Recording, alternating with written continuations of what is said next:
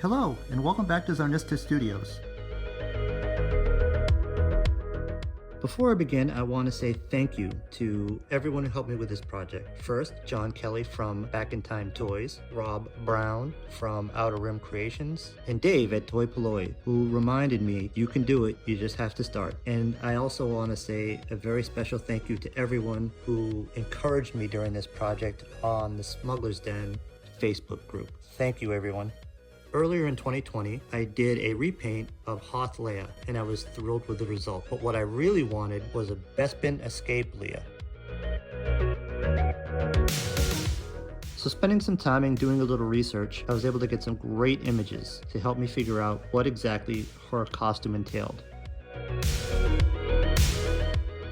The big one was trying to figure out what her hair looked like, but the good news was the sculpt already existed on the Bespin Leia. So now that I have all my information, what I will be using is a retro Princess Leia, a retro Hoth Leia, and an original head from a Bespin Leia. And now that we have our three candidates, this is what they look like, and I think you can see where I'm going with this. We'll be using the torso and the hands from the Princess Leia. We will be using the arms and the legs from the Hoth Leia. And of course, as we talked about before, the head will be from the Bespin Leia. Just a heads up, with the new retro figures, they're a little rubbery, and the boil and pop didn't work as well as I would have hoped, and there was a lot of tearing. So please be careful. You have been warned. As you can see, the legs will need to be reduced or trimmed at the hips to have a better shape overall, and we'll also need to stand down the boots to look more like pants. Now with a little sanding, trimming, and cutting, this looks a little better, don't you think? Now we're going to need to do a swap of the hands. We're going to use Princess Leia's hands on Hoth Leia's arms. A little trimming, a little cutting, and a little Gorilla Glue. These turned out alright. Just a heads up, in the end, I ended up shortening the hands a little bit by removing all the white area from the Princess Leia's arms, so it's just the hands. You'll notice that later. And now we're at a fun part. We get to mock up and see what she's starting to look like. We needed to come up with a zipper and a belt, and my solution was pinstripe. We will use the thin side for the zipper seam and the thick side for the belt. Very important, at this point you make sure to wipe down and clean the torso to make sure everything sticks. I actually used a little alcohol to just dry everything off, and I let her sit for about half a day.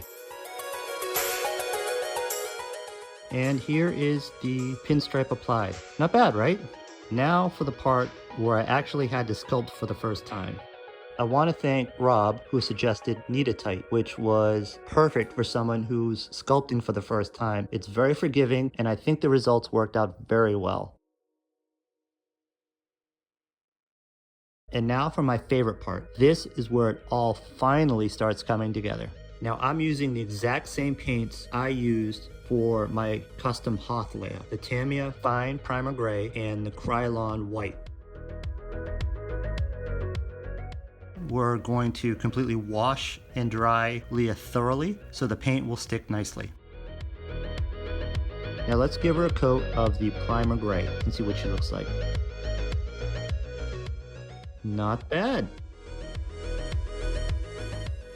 And now let's give her a couple of coats of the white enamel.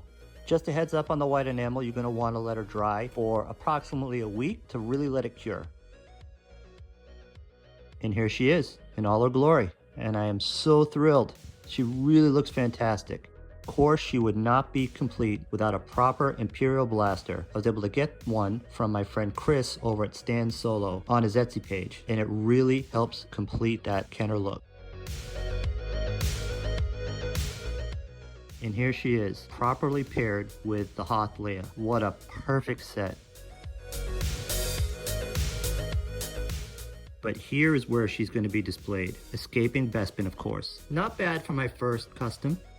If there is ever a figure you always wanted, but they never made, why not just make it yourself? It can be very rewarding. I highly recommend it.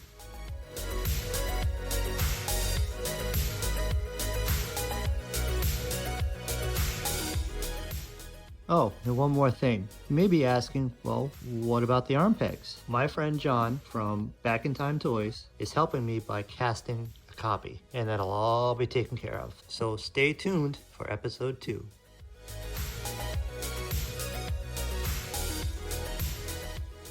Our websites, creators, and things mentioned today will be listed in the links below. So thank you for stopping by, and happy collecting. We'll see you soon.